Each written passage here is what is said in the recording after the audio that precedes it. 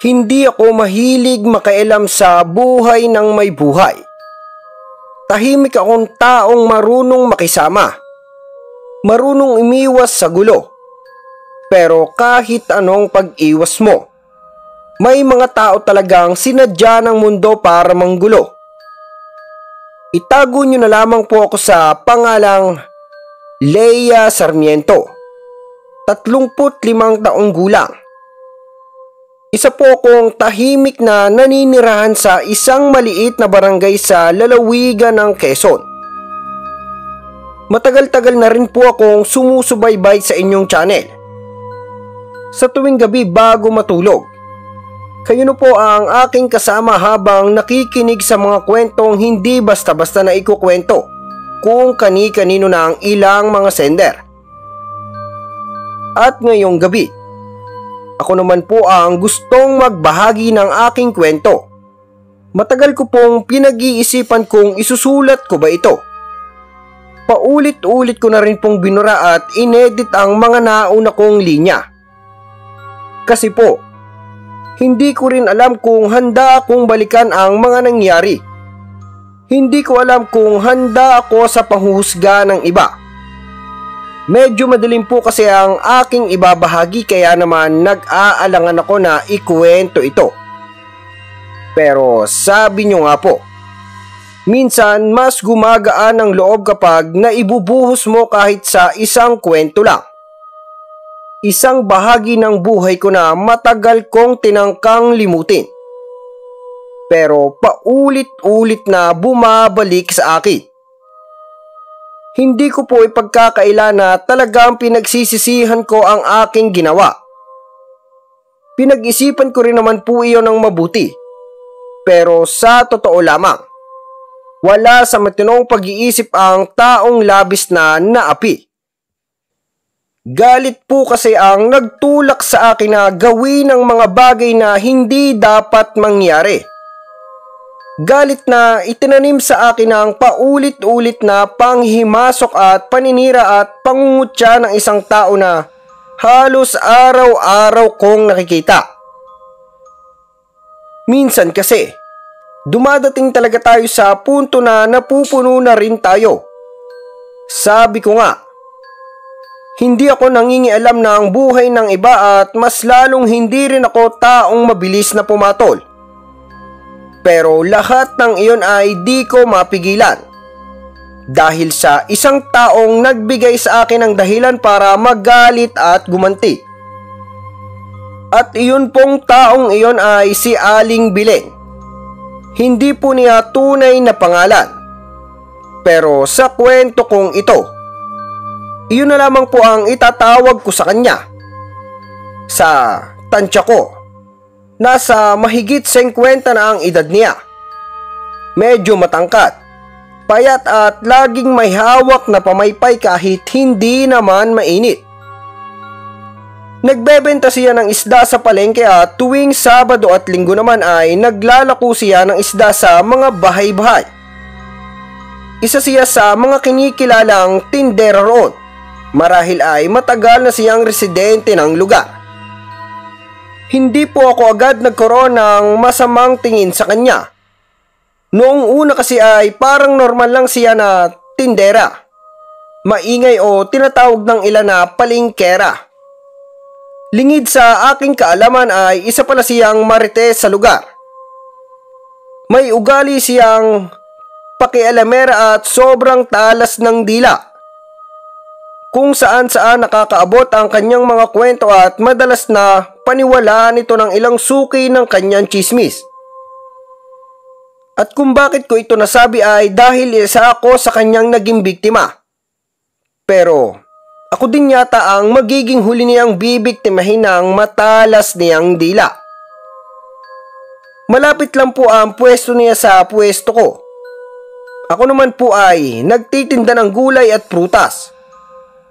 Araw-araw po akong nag-aayos ng mga talong, ampalaya, saging at kamatis. Tahimik lamang ako sa gilid. Hindi gaanong nakikisali sa usapan nila kahit na magkakatabi lamang ang aming mga pwesto. mas gusto ko po kasi yung trabaho lang tapos uuwi ng maaga. Pero kahit gaano ka kaiwas sa gulo, minsan kusa itong lumalapit sa iyo. Sa totoo lamang po, ako ay isang dayo lamang. Wala po akong kamag-anak dito sa bayan ng Roxas, maliban na lamang sa aking asawa. Dito po kasi siya lumaki. Dito rin nagtatrabaho at dito niya rin ako dinala matapos kaming ikasal. May experience po kasi ako bilang tindera dahil iyon ang naging trabaho ko noong dalaga pa ako. Hindi kalakihan ang aking kinikita pero sapat na para makatulong sa bahay at makadagdag tulong sa mga gastusin. Kahit nga wala pa kaming anak ng asawa ko at todo trabaho pa rin kami para makaipon. Marami po akong suki kahit nga ilang buwan pa lamang akong nagtitinda. Dahil nga sa sariwa ang aking mga gulay at inaangkat ko pa iyon sa mga bukid na sadyang taniman. Mura din ako magbenta kaya naman talagang dumadami yung mga taong nais bumili sa akin. Bili na po kayo, murang-mura lang. Sigaw ko habang ngiting-ngiti sa mga dumadaang mamimili. Siyempre dapat laging masiyahin para makahanap ng customer agad. Maraming dumadaang mamimili noong mga oras na iyon kaya naman todo engganyo ako sa kanila para makabenta ako. Ang gara naman ng lipstick mo. Original ba yan? Nabigla nga ako nang biglang lumapit sa akin si Aling Bilen. Matagal na siyang tindera sa lugar ayon sa mga katabi ko. Nasa edad 40 na siguro. Medyo may angking kaartihan sa katawan dahil pusturang-pustura palagi. Madalas ko siyang nakikitang dumadaan sa tapat ng bahay namin dahil magkabaryo lamang po kami. Hindi ko naman agad siya napansin na lumapit dahil may biglang customer ako noong mga oras na iyon na nagtanong ng presyo ng aking paninda. Kaya naman noong mga oras na iyon ay hindi ko siya nasagot agad dahil biglang dumami yung mga lumapit na customer.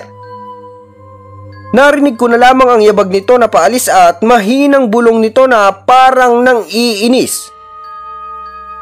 Ano ba yan? Kabago-bagong dating isnabera. Wika nito sabay alis. Hindi ko naman siya maabutan pa dahil nga may sumunod na customer na nagtanong sa akin. Hindi na rin ako nakapagpaliwanag kung bakit hindi ko siya nasagot. Lumipas na lang yung oras at hindi ko na nga nakausap pa. Tanghali noon at habang tahimik akong kumakain ng aking pananghalian sa aking pwesto, nahagip ng aking mata si Aling Bilen. Nakikipag-usap siya sa kanyang katabing tindera ng isda. Mukhang seryoso ang kanilang pinag-uusapan ngunit dahil nga sa nasa kabilang bahagi ng palengke ang kanilang pwesto, hindi ko marinig ang kanilang mga salita. Paminsan-minsan ay napapasulyap ako sa kanilang direksyon at bawat sulyap ko ay nasasaksihan ko ang lihim na pag-ismid sa akin ni Aling Bilen. Hindi ko maintindihan kung bakit niya ako tinitignan ng ganoon. Wala naman akong ginagawang masama sa kanya. Kinutuban ako. Ang pinakaayaw ko sa lahat ay ang maging laman ng usapan ng iba. Lalo na kung hindi ko alam kung ano ang kanilang sinasabi. Ang mga lihim na tingin at pag-ismid na iyon ay nagdulot sa akin ng hindi komportableng pakiramdam. Parang may mabigat na bagay na nakapatong sa aking dibdib. Kaya naman hanggat maari ay naisip ko na lamang na umiwas muna sa kanila. Itutuon ko na lamang ang aking buong atensyon sa aking pagtitinda. Kailangan ko magtrabaho ng mabuti para kumita. Ang mga usap-usapan ay hindi makakatulong sa aking paghahanap buhay. Babaliwalain ko na lang siguro ang mga ito at sana sa paglipas ng panahon ay mawala na rin ang kanilang interes sa akin. Ang mahalaga ngayon ay ang aking kapayapaan at ang aking kabuhayan. Pero, hindi nga nagtagal. Tila ako na ang naging paboritong paksa ni Aling Bilen. Sa tuwing mapapadaan ako sa kanyang pwesto o kahit saan sa palengke, bigla na lamang tumitigil ang kanilang usapan at mapapansin ko ang kanilang mga mata na sabay-sabay na mapapapunta sa akin. Mayroon pa ngang ilang nagbubulungan na tila kinukumpirma ang kanilang mga hinala. Mare, buntis ka pala. Halos mapatalon ako sa gulat nang biglang sumulpot sa aking tabi ang isa kong katabing tindera, si Aling Celia. Nakangiti siya sa akin ng may halong panunukso. Ha? Ako buntis? Nagtatako kong tanong. Wala akong nararamdamang kakaiba sa aking katawan at bukod pa roon, ilang buwan pa lamang kaming kasal ni Nestor. Oo, sabi ni Bilen, nakita ka raw niya na nagsusuka sa inyong bahay noong isang araw. Sagot ni Aling Celia. Hindi pa rin nawawala ang kanyang ngiti. Nanlalaki ang aking mga mata. Kailan naman niya ako nakitang nagsusuka? Ni hindi nga kami masyadong nagkakasalubong. Ay nako mare, hindi yan totoo. Patanggi ko ang pagsasaad. Baka po nagkamali lang siya ng nakita. Talaga lang. Taas kilay na tanong ni Aling Celia. Taas kilay na tanong ni Aling Celia. Ngunit hindi naman siya mukhang naniniwala sa akin. Ba't daw laging amputla-putla mo raw lagi? Siguro napapagod lang sa pagtitinda. Paliwanag ko. Kahit na sa loob ko ay bumigat na ang aking pakiramdam. Alam kong kumakalat na naman ang isang bagong tsismis tungkol sa akin. At alam ko rin kung sino ang pinagmulan nito. Hindi ko maintindihan kung bakit ganito si Aling Bilen sa akin. Wala naman po akong ginagawang masama sa kanya.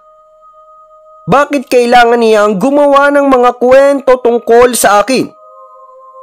Ang hirap talagang mamuhay sa isang maliit na bayan kung saan ang bawat kilos mo ay binibigyan ng iba't ibang kahulugan. At alam kong mahihirapan na akong linisin ang aking pangalan dahil sa walang basihang akusasyon na ito. Pilit ko naman inalala kung kailan ako nagsuka pero ang tangi ko lang naiisip ay yung araw na nag-acid reflux ako. Napadaan nga doon si Aling Bilen dahil taga-baryo naman siya at medyo ilang bahay lang ang layo buhat sa aming bahay. Hindi na lamang ako nagbigay ng aking saloobin sa babaeng kausap ko. Hinayaan ko na lamang silang mag-isip kung buntis nga ba talaga ako o hindi.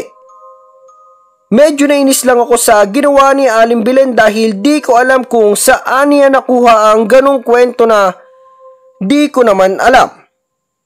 Minsan pa nga nag-away kami ni Mister dahil di umano ay may kabit daw ako na agad niyang kinagalit. Nakita daw niya kung may kasamang lalaki sa pwesto ko at kitang-kita daw iyon ni Aling Bilen. Minsan kasing nagpaalam ang aking asawa na gagabihin siya sa pagsundo sa akin. Dahil may event sa kanila ang pinapasukang trabaho. Sa katunayan ay tuwing alas 5 talaga siya dumadating para sunduin ako. Kaya naman naisipan ko na wag na muna magsara ng pwesto. Marami pang mamimili ng araw na iyon at isa nga dun ay yung lalaking kaidaran ko lang din. Bumili siya sa akin ng pechay at talong. At nang iabot ko na ang aking sukli ay aksidenteng nahawakan niya ang aking mga kamay. Naku miss, pasensya na. Nahihiya nitong wika. Ayos lamang po sir. Wika ko naman at hindi na lang pinalaki ang issue. Pero nakita pala ni Aling Belen na nangyari at sa kaniya nagsimula ang kwentong may kabit daw ako at ang pagkakalat niya na buntis daw ako. Tinanong ko ang asawa ko at napag-alaman ko na si Aling Belen pala ang may pakalat ng ganoong balita.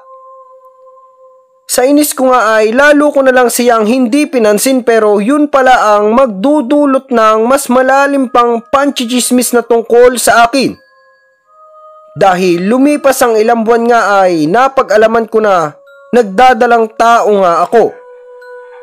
Tuwang-tuwa ako dahil magkakaanak na kami ng asawa ko. Pero yun din pala ang magiging daan ni Aling Belen para sabihing tama ang hinala niya na may kabit ako. Sabi ko na sa inyo Pabulong na wika ni Aling Belen. Pakinig na pakinig ko ang bulong nito na tila pinalakas pa niya para marinig ko.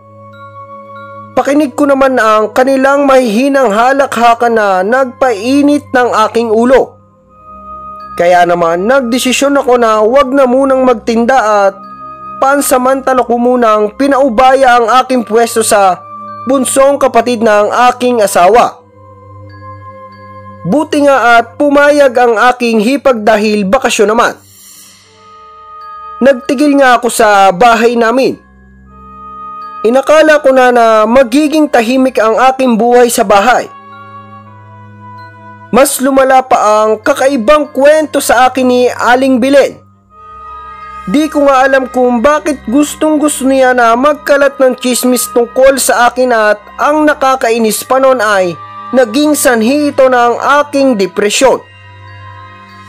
Pinagkakalat niya kasi na hindi sa aking asawa ang dinadala kong sanggol. Ilang gabi na nga akong di makatulog. Umabot na kasi sa kabilang barangay ang chismis ni Aling Belen. Kaya naman sa tindi ng aking pag-iisip ay dinugo ako at nadala sa ospital. Doon ko na nga nalaman na nawala na pala ang bata sa aking sinapupunan. Galit na galit ako, Sir Gimbal. Pero di ko po magawang makakilos dahil sa pagdurugo ko.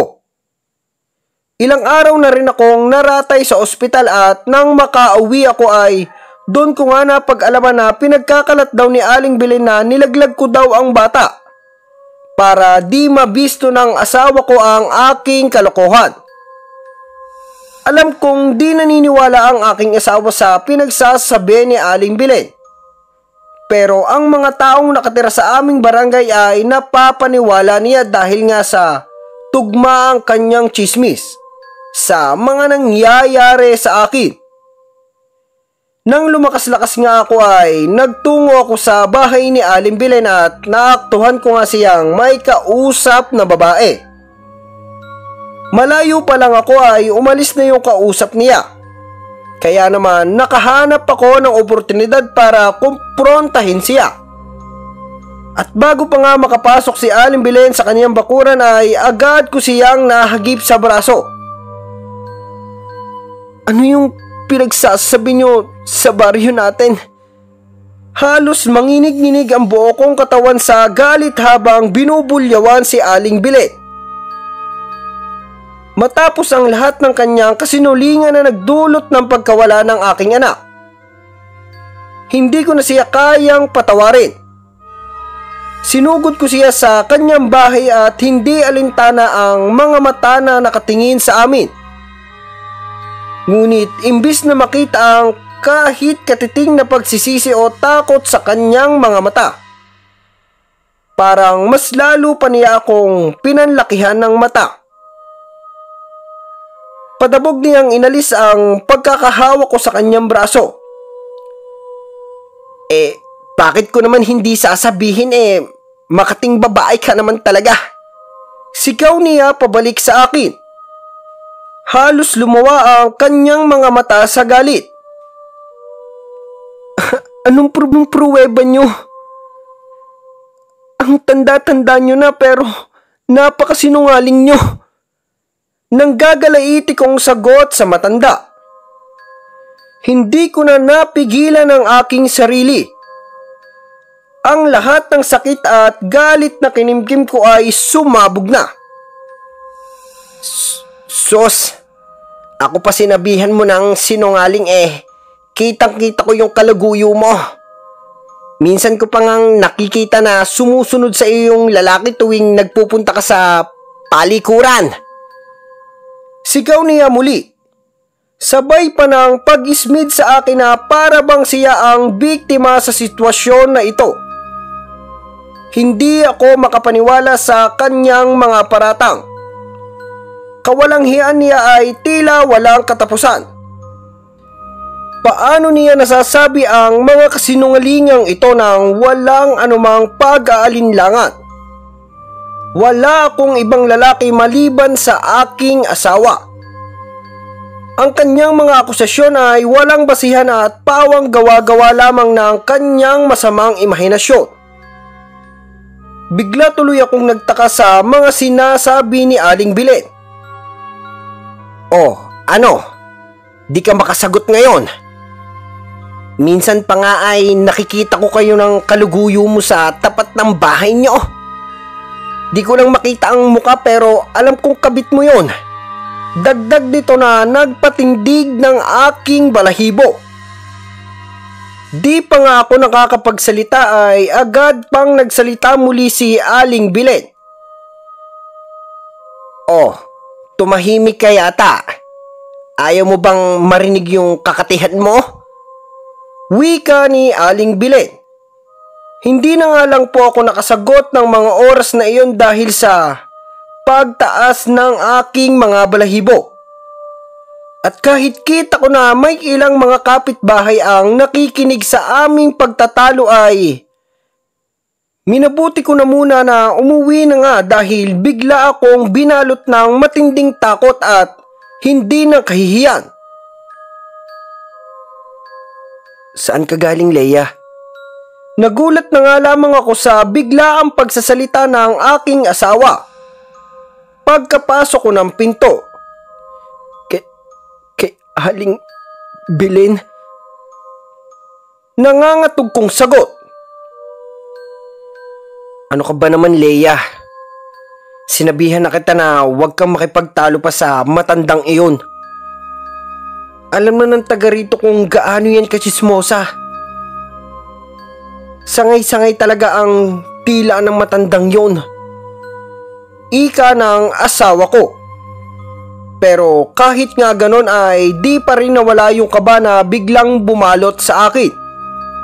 Napatingin ako sa aking asawa at napansin niyang namumutla nga ako.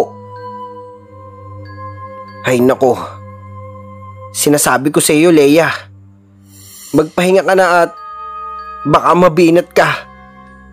Alam mo namang kawawala lang ng anak natin. Yaan mo may karma din niyang matandang yan. Dagdag ng asawa ko at inalalayan niya akong papuntang kwarto. Mahal, magpapahinga lang ako saglit. Sambit ko sabay higa sa kama. Dumito ka muna at bibili kita ng prutas at gulay sa palengke. Pupuntahan ko muna si inay para may magtingin sa iyo dito. Sambit ng asawa ko pero sinabihan ko na lamang siya na ayos lang ako mag-isa. Buti at pumayag siya. Kaya naman naiwan ako sa bahay mag-isa. Nang makita ko nga na umalis na ang mister ko ay agad akong bumangon. Hinahanap ko ang aking mga gamit. Hinaluwat ko ang ilalim ng aparador kung saan ko tinago ang aking lumang bag. May naitabi po kasi akong isang bagay na binigay sa akin na minsan ng isang matandang babae sa aming probinsya. Inabutan niya ako ng isang bagay na di ko alam kung para saan. Pero ayon po sa kanya ay makakatulong daw ito sa akin sa oras na kailanganin ko daw. Noong una po ay di ako naniniwala sa matandang babae na kung tawagin nila ay si Lola Mameng. Madalas ko siyang makita noon na nagkakayas ng dahon ng niyog para gawing walis tingting. Inosente ang kanyang muka at kita na ang kulubot niyang mga balat. Parang nasa 60 anyos na siya pero malakas pa rin ang kanyang katawan kung ikukumpara sa ibang matatanda. Dahil sobra at maawain ako sa matandang babae ay sinundan ko siya isang araw matapos ang aking pagtatrabaho noon sa palengke.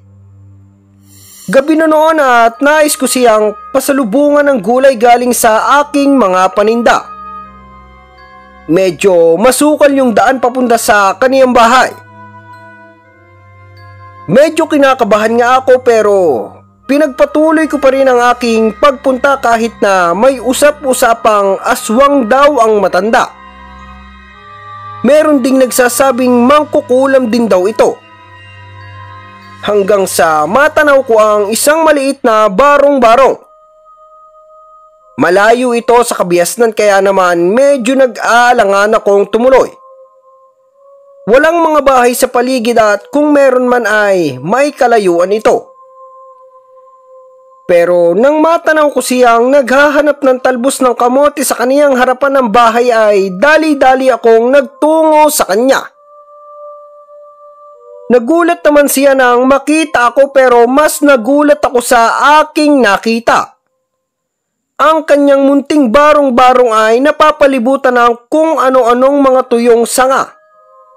May mga bote na may lamang kung ano-ano.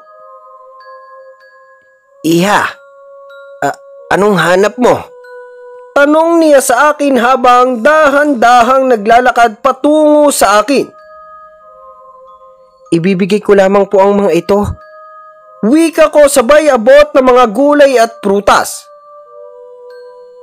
"Salamat, iha. Halika nang makapagkape." Masaya ang alok nito na hindi ko naman tinanggihan ng mga oras na iyon. Magaan naman ang aking loob sa kaniya kaya naman tinanggap ko ang kanyang mainit na kape nang makapasok ako sa loob ng kubo niya. Habang nagkakape nga ay napansin ko ang isang maliit na bahagi ng kubo. May nakatirik na kandila pero di iyon buhay. May librong nakasara na napapalibutan ng maraming lumang kagamitan sa ibabaw ng medyo may kalumaan ng mesa. "Taga saan ka, iha?" tanong nito. Taga dito lang din po. Nagtatrabaho lang po ako sa palengke kaya madalas po akong wala sa bahay." Magiliw kong sagot. "Kaya pala. Nga pala, iha, may ibibigay ako sa iyo." Wika nito at inabot nga niya sa akin yung isang nakatuping panyo. May nakalagay sa ilalim nito pero hindi ko na lamang iyon binuksan. Hindi na ako nagtanong kung para saan ang bagay na iyon. Hanggang sa makauwi ako. Nilagay ko yun sa aking bulsa at tila ba may aninong sumusunod sa akin habang papauwi ako. Sa totoo lamang po ay medyo napilitan akong itapon ang panyong iyon noon. Pero mas minabuti ko na lamang na itabi iyon dahil ang bilin sa akin ni Lola Maming ay wag na wag ko itong iwawala. At sa unang pagkakataon nga ay nagdesisyon akong buksan ng panyo sa loob ng 2 taon. Tumambad sa akin ang isang pirasong papel na may nakalagay na address. Meron din itong pangalan at nakalagay dito ang initial ng apelyido ni Lola Mame. Nang mabasa ko nga ito ay bigla na lamang umihip ang malamig na hangin. Di naman bukas ang bintana pero gumalaw. Naramdaman ko ang kakaibang lamig na biglang bumalot sa aking katawan. Agad ko nga na tinabi ang panyo sa dating lagayan at muli akong bumalik sa aking hinihigaan. Pero di ako mapakali. Pakiramdam ko kasi ng mga oras na iyon ay may nakatingin sa akin. Lumabas muna ako ng kwarto at nang dumungaw ako sa bintana ay nakita ko si Aling Belen na pasilip-silip sa aming bakuran. May dala-dala itong palanggana ng mga isdang binibenta niya. Bahay-bahay tuwing Sabado at Linggo. Maya-maya nga ay may kausap na itong ilang kababaihan rin na mukhang ako ang laman ng kanilang usapan. Nako mare, hindi man din makapagsalita. Paano ba naman naaktuhan kung kasunod yung kalaguyo niya? Sabi ni Aling Belen na siya naman ang naging bulong-bulungan ng mga kapitbahay ko. Kitang-kita ko ang panghusga sa kanilang mga mata. Para akong isang kriminal na nahuli sa akto. Kahit wala naman akong ginagawang masama. Lahat yon dahil sa walang basihang paratang ni Aling Belen. Ang sakit sa dibdib ay halos hindi ko na matiis. Para akong hinuhubaran ng dignidad sa bawat titig nila. Maya-maya pa ay natanaw ko na ang pamilyar na figura ng aking asawa sa dulo ng kalsada. Nang makita siya ng mga babae, parang pinaso silang nagtayuan at isa-isang nagsisialisan sa labas ng aming bakuran. Pero kahit papalayo na sila, rinig na rinig ko pa rin ang kanilang mahihinang bulungan. Para akong kinukurot sa bawat salita ang kanilang binibitawan. Ramdam na ramdam ko ang kahihiyang nararamdaman ng aking asawa. Alam kong hindi madali para sa kanya na marinig ang mga usap-usapan tungkol sa akin. Tungkol sa aming pamilya na kumakalat na parang apoy sa tuyong dayami sa buong baryo. Ang dating masaya at mapayapa naming tahanan ay biglang naging sentro ng intriga at panlalait. Kaya naman, nang makapasok ang aking asawa, hindi na ako nagpatumpik-tumpik pa. Mahal, sambit ko sa kanya. Pilit kong pinatatag ang aking boses. Gusto ko sanang pumunta muna tayo sa probinsya ko. Kailangan ko munang makalayo dito at makapagpahinga. Nakita ko sa kanyang mga mata ang pag-aalala. Ngunit wala na siyang tinanong pa. Alam kong nakikita niya ang bigat ng aking nararamdaman. Sige, mahal ko. Ang tanging sagot niya. Hinawakan pa niya ang aking kamay at pinisil ito ng mahigpit. Kailan mo ba gustong umalis? Mahal, kung maaari lang sana sa lalong madaling panahon na. Sagot ko na halos pabulong na. At hindi nga nagtagal. Ilang araw lang lumipas at bumayahin na kami patungong Capiz, sa probinsya kung saan ako lumaki. Habang papalayo kami sa aming baryo, tila nabunutan ako ng tinik sa aking dibdib. Sana sa piling ng aking pamilya, makalimutan ko muna ang kahihiyan at sakit na idinulot ni Aling Belen sa buhay ko. Sana makahanap ako ng kapayapaan sa lugar kung saan malaya akong nakakapaglakad ng hindi hinuhusgahan. Ang probinsya ko ang siyang magiging pansamantalang santuaryo ko. Pagdating namin sa Capiz, agad kong hinanap ang bahay ni Lola Mameng. Naalala ko pa noong bata ako.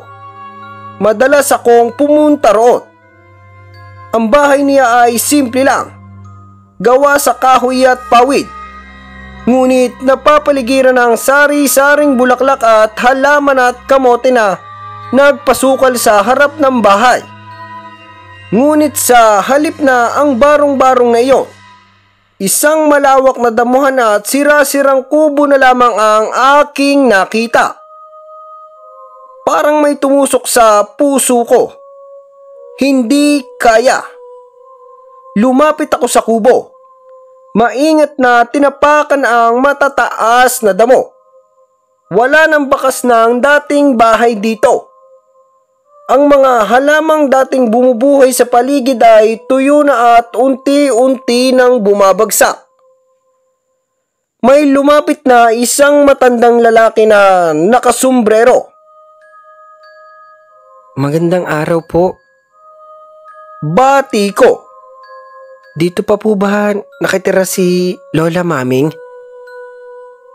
Ang lungkot sa kanyang mga mata ang unang sumagot sa akin. Si Maming? Wala na siya, iha. Isang taon na ang nakalipas. Parang gumuho ang mundo ko sa aking narinig. Po? Wala na po. Halos pabulong kong tanong. Tumango ang matanda. Oo, natagpuan na lang siyang patay sa loob ng kubo niya. Wala na raw humihinga. Kawawa nga ang matanda. Walang masyadong dumalaw. Wala rin siyang masyadong kamag-anak dito. Isang araw lang siyang nakaburol tapos inilibing na rin. Nakaramdam ako ng matinding awa. Hindi ko maisip na ang butihing Lola Maming na laging may ngiti sa labi at puno ng kwento ay namatay na pala at mag-isa pa. Ang tahanan niya na dati puno ng buhay ay isa na lamang guho ng alaala. Kinuha ko ang panyo sa aking bulsa. Naroon pa rin ang sulat ng kanyang address na ibinigay niya sa akin noong huli kaming magkita. Hinaplos ko ito. Parang hinahaplos ko rin ang kanyang alaala. Hindi kasi ako mapakali hanggang di ko nasasagot yung katanungan kung bakit may nakikita si Aling Belen na taong sumusunod sa akin.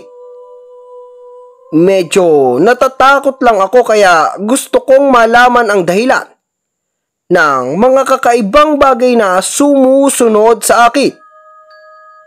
At nakarinig din ako ng bulong na parang may nasa loob mismo ng tenga ko at parang ang may sumusunod sa aking mga yabag.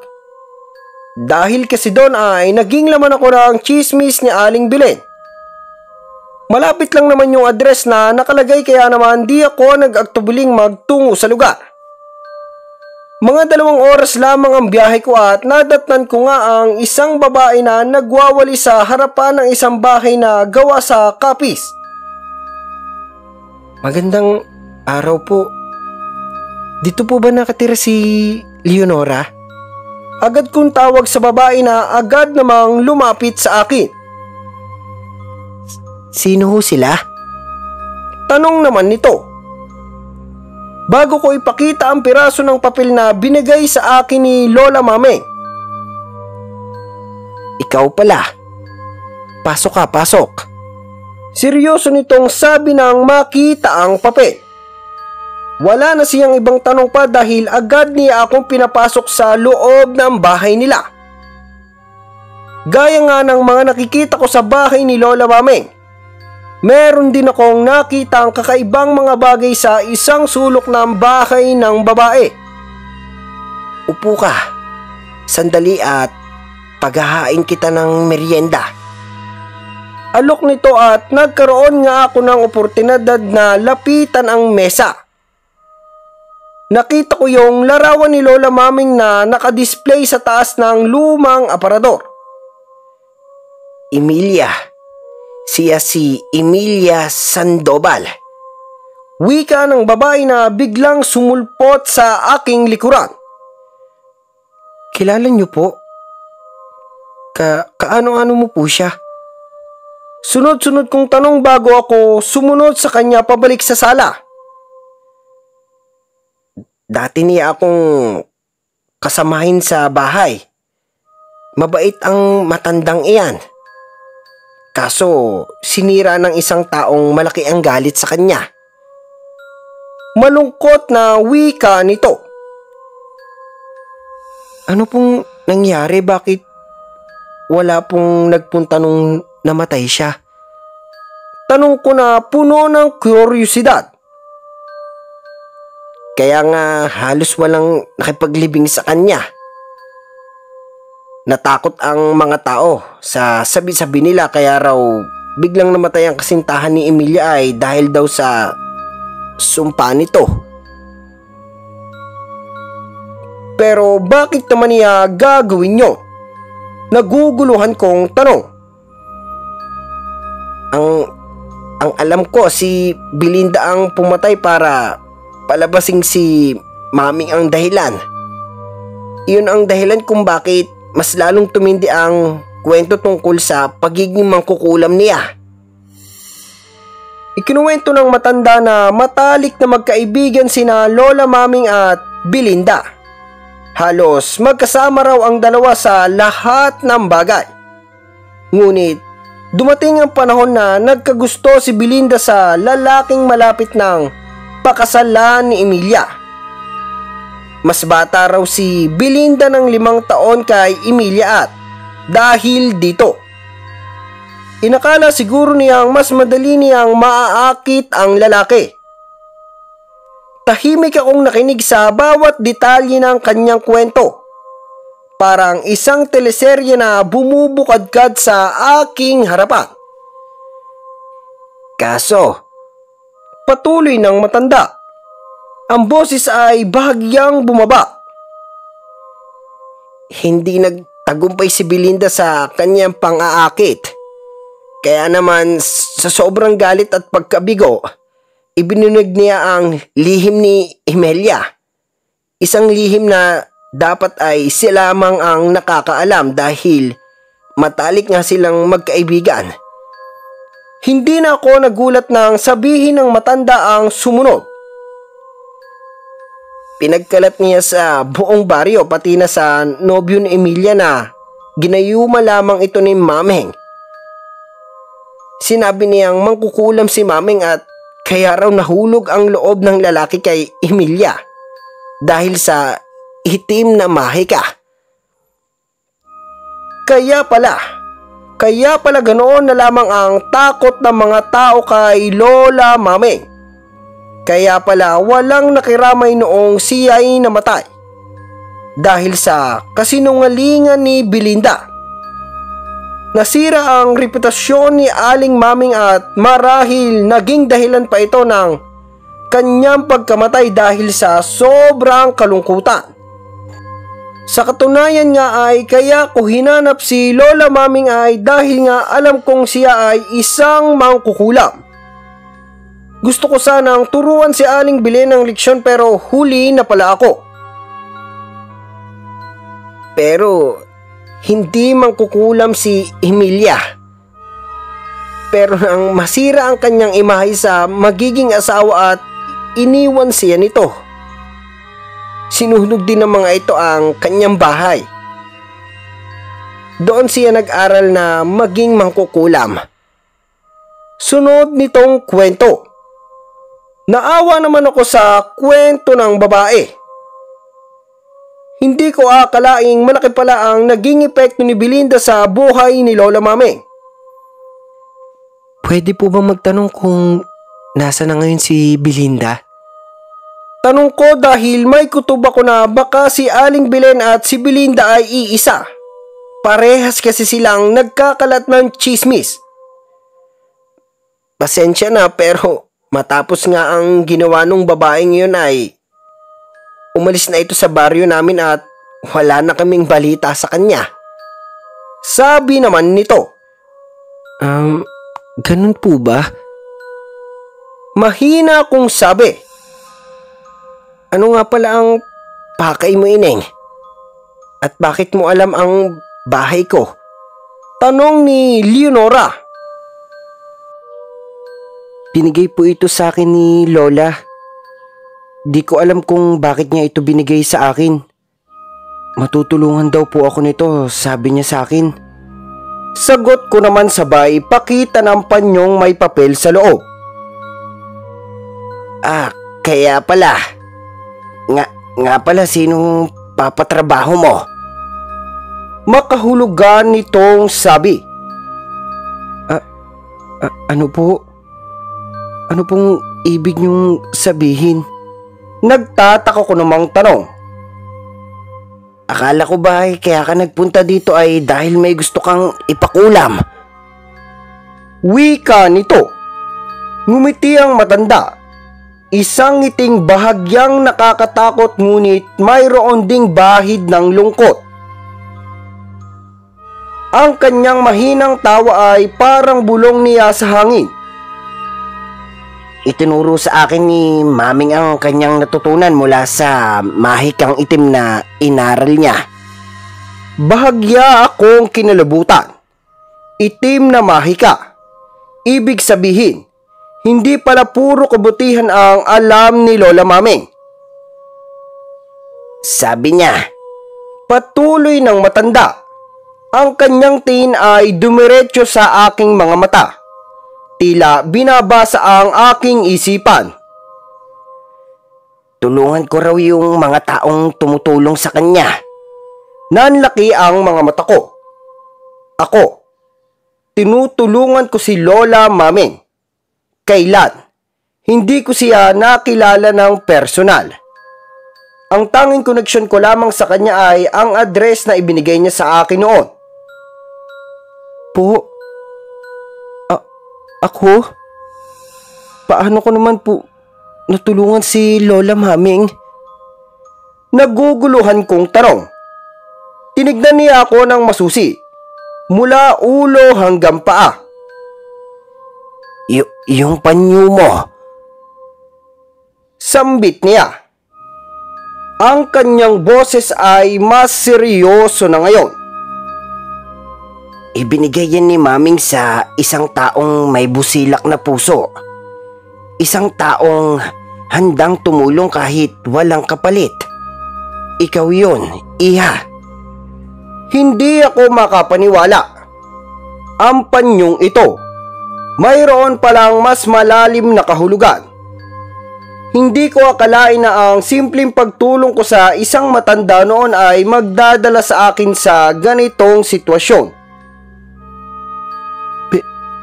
Pero bakit po ako? Tanong ko rin na puno ng pagtataka. Dahil nakita ni Maming ang iyong kabaitan. Sagot niya. At ngayon, dahil wala na siya, ako ang magpapatuloy ng kanyang misyon at mukhang ikaw ang susunod na kailangan kong tulungan. Kung ganun po, ito po sanang taong ito ang nais kong pagawan. Nag-aalinlangan kong sabi.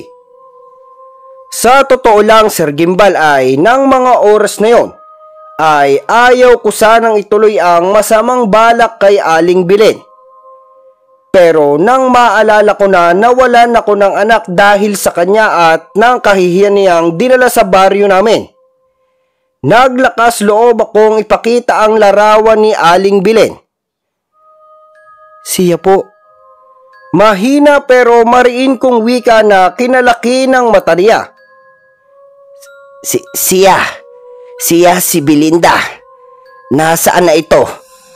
Tanong ni Leonora na nanginginig pa ang kanyang mga kamay na kinuha ang larawan ni Aling Belinda. At hindi nga ako nagkamali. Isang tao lamang pala ang sumira sa buhay namin ni Lola Maming. Salamat at dumating ka. Mabibigyan ko na rin ng katarungan para kay Maming. Huwag kang mag-alala. Ako na ang bahala sa taong ito. Galit pero may halong saya ang bawat salitang binitawan ni Aling Leonora. Mabilis na nagtungo si Aling Leonora sa isang sulok ng kanyang bahay na natatakpan ng kakaibang aura.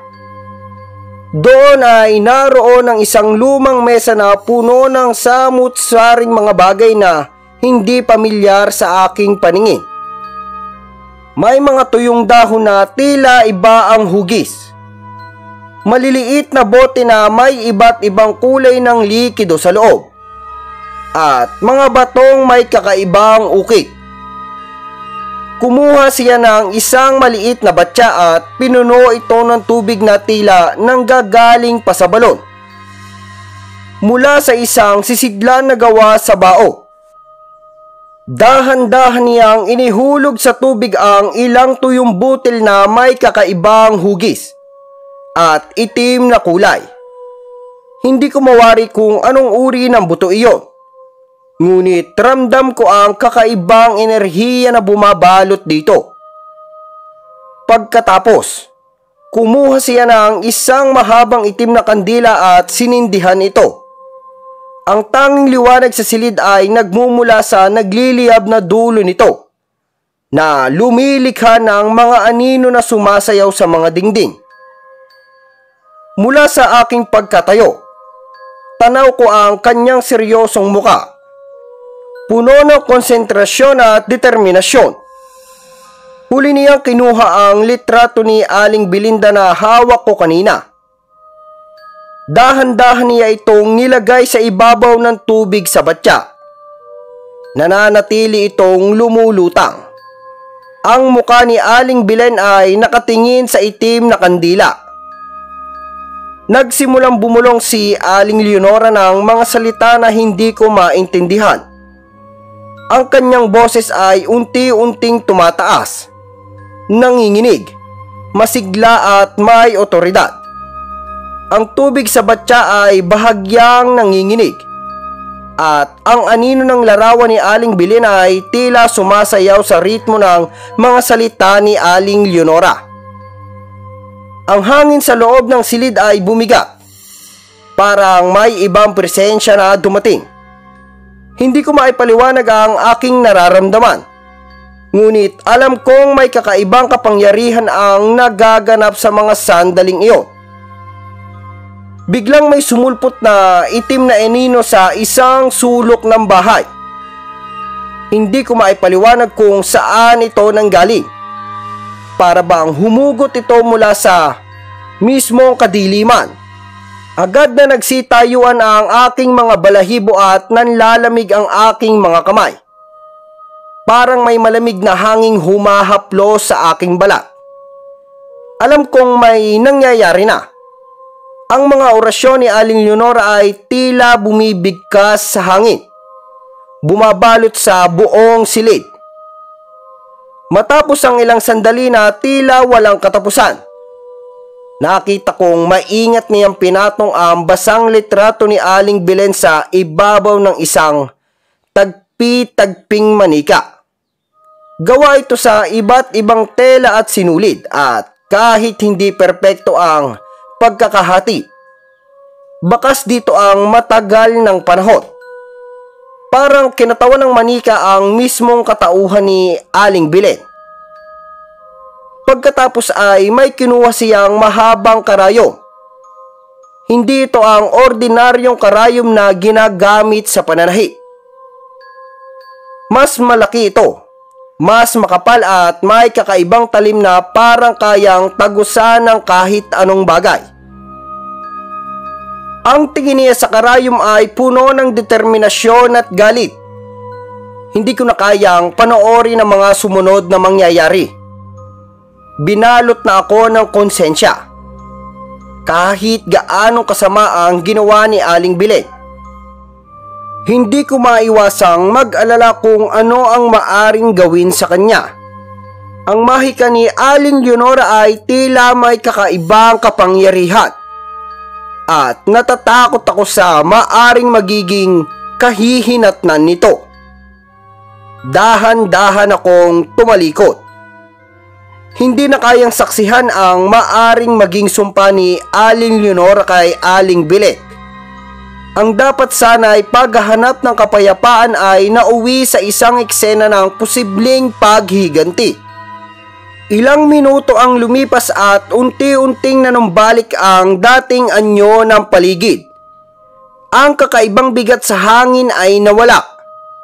at ang mga anino ay tila naglaho na lamang. Nakita ko si Aling Leonora na nakangiti, isang matamis at payapang ngiti habang nakatitig sa larawan ni Lola Mameng. May binulong siya rito, mahina at puno ng pagmamahal. Hindi ko na narinig ang eksaktong mga salita, ngunit batid kong ito ay isang pasasalamat, isang pagpapaalam, at marahil isang pagbabahagi ng tagumpay na nakamit niya para sa matagal nang naaping kaluluwa ni Lola Mameng. "Iha," tawag niya sa akin. Ang kanyang boses ay mas magaan na ngayon. "Salamat. Huwag kang mag-alala. Wala kang kasalanan. Ang tangi mo lang ginawa ay ang maging daan para mahanap ko ang taong sumira sa buhay ni Mameng." Ang kanyang masayang sambit ay agad kong tinugunan ng isang bahagyang ngiti. Sa loob ng aking puso, nakaramdam ako ng kapayapaan. Hindi man ako direktang nakatulong sa paghiganti. Ang presensya ko ay naging susi upang matuldukan na ang matagal ng pagdurusa ni Lola Mameng. Pagkarating ko sa bahay, agad kong tinawagan ng aking asawa. Hindi ko na malaya ng oras. Ilang oras na pala akong wala. Nakita ko sa kanyang mga mata ang pag-aalala. Marahil ay nagtataka kung saan ako nagpunta at bakit ang tagal ko. Tahimik lamang ako habang nagpapaliwanag kung bakit ako natagalan. Hindi ko na ibinahagi ang buong detalye ng aking pagpunta sa bahay ni Lola Mameng at ang aking nasaksihan.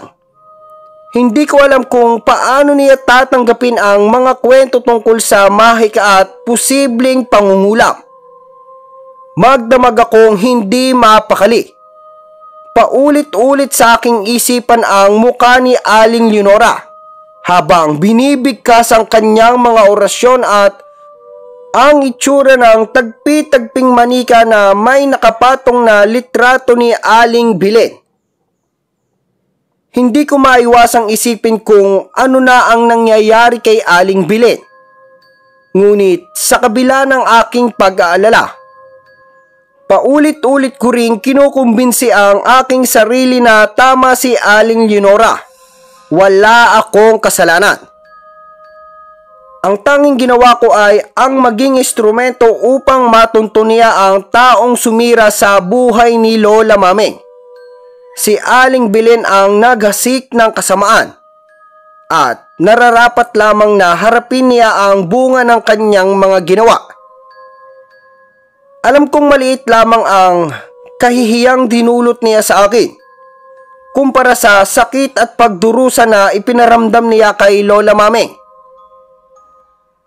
Ang kanyang kasinungalingan ay hindi lamang sumira sa reputasyon ng matanda, kung hindi maaring naging dahilan pa ng kanyang mag-isang pagkamatay. Kaya kahit may bahid ng pag-aalala sa aking puso, nananaig pa rin ang paniniwala na dapat lamang pagbayaran ni Aling Bilen ang kanyang mga kasalanan. Ang hustisya para kay Lola Mameng ang mas mahalaga. Ilang araw, pagkatapos ng aming pansamantalang bagbabakasyon, bumalik na kami sa aming baryo. Unti-unti na ring nanumbalik ang sigla ng aking katawan. Kaya't muli akong nagtinda sa palengke. Ilang araw na rin akong nagtitinda.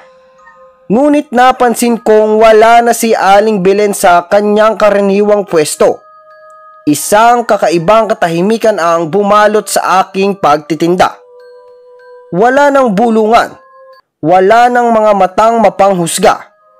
At higit sa lahat, wala ng Aling Bilen na gagawing pulutan ang aking pangalan sa kanyang mga tsismisan. "Uy, Mare," tawag sa akin ng aking katabing tindera. Ang kanyang boses ay tila may halong pananabik. sa kanyang ikukwento. Alam mo bang sinasapian na raw ng demonyo si Belen? Ano? Sinasapian? Gulat kong tanong. Ay naku mare, puro ka kasi bakasyon. Sagot niya na may bahid ng panunukso. Huli ka na sa balita. Mahigit 1 linggo na raw na pabalik-balik sa ospital ang matanda. Matapos nitong nakaraan lang daw, bigla na lang daw itong tumatawa mag-isa. Ang kanyang sunod-sunod na kwento ay agad na ikinagulat ko. Hindi ko alam kung ano ang dapat kong maramdaman. May bahagi sa akin na nakaramdam ng bahagyang kasiyahan dahil tila nakarating na kay Aling Belen ang bunga ng kanyang mga ginagawa. Ngunit, kasabay nito, mayroon ding bahid ng pagkabahala. Pagdating ko sa bahay, agad kong narinig ang matinis na bulungan ng ilang kababaihan sa labas ng aming bakuran. Hindi na ako nagulat. Alam kong si Aling Belen na naman ang kanilang pinag-uusapan. Nako mare, rinig kong sabi ng isa. Nakita ko na naman kanina. Naguhukay na naman sa lupa na parang baliw. Oo nga. Sagot naman ang isa pa. Tapos kinakain pa yung alikabok. Grabe, para siyang hindi na talaga tao. At kahit daw umuulan, andun pa rin sa harap ng bahay niya. Dagdag ng ikatlo. Parang may hinahanap na kung ano sa lupa. Nakakatakot nga eh. Muling nagsalita yung unang babae. Tapos, minsan daw bigla na lang daw sisigaw ng Emilia, Emilia. Sino naman kaya yun? Wala naman tayong kilalang Emilia dito sa baryo. Napatigil ako sa pagbukas ng aming gate. Emilia, ang totoong pangalan ni Lola Mameng. Biglang nag-connect ang lahat sa aking isipan. Ang paghuhukay, ang pagkain ng alikabok, ang paghahanap sa lupa, at ang sinisigaw na pangalang Emilia. Parang may kakaibang koneksyon sa nangyayari kay Lola Mameng. Hindi ko alam kung ano ang eksaktong ginawa ni Aling Leonora. Ngunit malinaw na may malaking epekto ito kay Aling Belen. Ang dating maingay at mapanirang babae ay ngayon tila isang nawawalang kaluluwa. Hinahanap ang isang bagay na hindi niya matagpuan at sinasabi ang pangalang siyang naging dahilan ng lahat ng ito. Hindi na ako nag-atubili pa kahit may bahid pa rin ng takot at pag-aalala. Nanaig ang pagnanais kong makita ang kalagayan ni Aling Belen. Dahan-dahan akong naglakad patungo sa kanyang bahay. Hindi pa ako nakakalapit nang marinig ko ang kanyang malakas na sigaw. Isang sigaw na punong-puno ng hinagpis at pagdurusa. Emilia! Nakikita ko siya. Nakaluhod sa mismong lupa sa harap ng kanyang bahay. Ang kanyang mga kamay, marumi at puno ng lupa, ay walang tigil sa paghukay. Isang nakakapangilabot na tanawin ang bumungad sa akin nang makita kong dinidilaan niya ang alikabok na kanyang nahuhukay. Para siyang isang hayop na uhaw na uhaw. Gumugulong siya sa lupa. Parang isang asong ulol na nawawala sa sarili.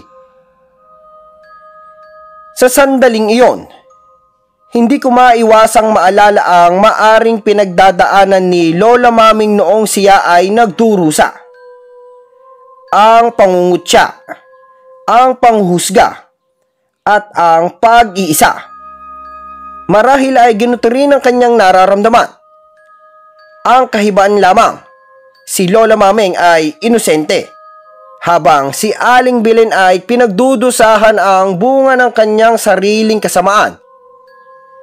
May bahagi sa akin na nakaramdam ng bahagyang awa. Ngunit mas matimbang pa rin ang paniniwalang ito ang nararapat na kabayaran sa kanyang mga kasalanan. Ang sinira niyang reputasyon ni Lola Maming at ang kahihiyang idinulot niya sa akin ay hindi basta-basta mapapawi. Umuwi na lamang po ako. Hindi na kayang panoorin pa ang paghihirap ni Aling Belen. Bagamat may bahid pa rin ng galit, mas nanaig ang pakaramdam ng katarungan. Hinayaan ko na lamang siya sa kanyang kalagayan, ang bunga ng kanyang sariling mga kasinungalingan. Hindi ko nga maipaliwanag ngunit nakaramdam ako ng kaunting kaginhawaan sa aking buhay. Parang gumaan ang aking pakaramdam. Ang dating bigat sa aking dibdib ay tila unti-unting nawawala. Sa totoo lamang, hindi ko na rin nararamdaman ang mga aninong sumusunod sa akin noon. Maging ang mahihinang bulungan na tila palaging naririnig ko ay tuluyan ng naglaho. Ang dating pagkabalisa ay napalitan ng kapayapaan. Panatag na rin ang lahat sa akin. Siguro nga, ang mga walang basihang chismis ni Aling Belen tungkol sa akin ay mawawala na lamang na parang bula. Malilimutan na rin iyon ng aming baryo sa paglipas ng panahon. Ngunit ang sakit at kahihiyang idinulot niya sa akin ay mananatiling bahagi ng aking alaala. Isang aral na hindi ko kailanman malilimutan. Ang mahalaga, sa ngayon, ay nakahinga na ako ng maluwag. Sa katunayan po, Sir Gimbal, hanggang ngayon ay nananatili pa rin parang baliw si Aling Belen. Naririnig ko pa rin sa mga kwento ng mga dating kapitbahay namin ang mga gabing hinahabol siya ng kanyang mga anak dahil nagtatatakbo siya sa gitna ng dilim. Tila may hinahabol na hindi nila nakikita. Patuloy pa rin daw siyang kumakain ng lupa. At higit sa lahat, hindi pa rin nawawala sa kanyang mga labi ang pangalan ni Lola Maming. Tila isang sumpa ang bumalot sa kanyang buhay. Isang sumpa na patuloy siyang pinahihirapan. Naglakas loob akong puntahan si Aling Leonora. Umaasang marahil ay may paraan pa para mapawi ang sumpa. Ngunit ayon sa kanyang mga kapitbahay ay matagal na raw siyang umalis. At walang sinabi kung saan siya pupunta. Parang bula na lamang siyang naglaho. Dahil dito, wala na kaming ibang paraan na maisip para makalaya sa masamang enerhiya na bumabalot sa aming buhay sa Roxas. Kaya naman nagdesisyon na lamang kami ng aking asawa na umalis at bumalik sa Capiz, kung saan mas tahimik at payapa ang aming pamumuhay. Sa kasalukuyan po, nagtatrabaho na ako bilang call center agent. Sinusubukan kong bumuo muli ng aking buhay dito, malayo sa bangungot na nararanasan ko sa Roxas. Ngunit sa totoo lang, hindi pa rin po tuluyang nawawala sa akin ang lahat ng nangyari. Ang sakit ng pagkawala ng aking anak at ang galit sa walang basihang paninira ni Aling Belen ay mananatili na sigurong bahagi ng aking pagkatao. Nawa po ay hindi ninyo ako husgahan sa nangyari. Mahirap pong paliwanag ang bigat at sakit kapag ikaw na mismo ang nakararanas ng pagkasira ng buhay dahil sa maling kwento ng iba. Ang mga sugat na iniwan ni Aling Belen ay hindi basta-basta maghihilo. Hanggang dito na lamang po ang aking kwento. Maraming salamat po, Sir Gimbal, at sa inyong pakikinig at malawak na pangunawa. Dito na po nagtatapos ang ating kwento sa ngayon. At sa mga bago pa lamang po sa aking channel ay mag-subscribe na po kayo. At huwag na rin kalimutan i-hit ang notification bell button para maging updated kayo sa mga susunod pa nating mga video.